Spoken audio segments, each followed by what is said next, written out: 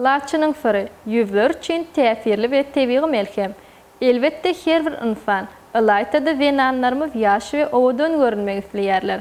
Gövelliğin fırı wolfa, esafan hem adamın yüzüdür. Bu gurda dürlü işler alıp barayan, Melhem Şipa Gövellik salonunun yol başçısı hem de Lukman kosmetologu Laçın Föyünova. Türkmen halkının milli liderinin Türkmenistan'ın dermanlık ösümlükleri kitabından ilham alıp, Türkmenistan'ı ilkinci kepillenirlen Laçın fırı yüz maskasını tayarladı.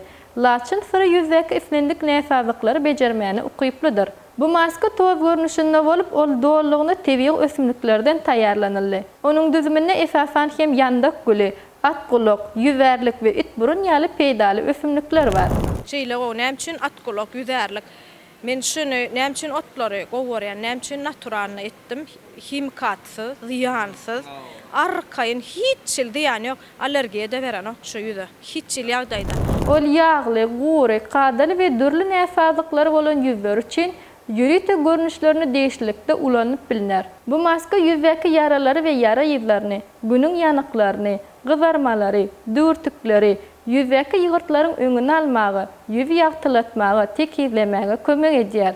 Mehribanlar, eğer de siz Laçın fırı maskası barada xas köp mağlumata ev olmak isteseniz, Atavatan Türkmenistan Halkara Jurnalının Atavatan Türkmenistan.com saytından okuyup bilirsiniz.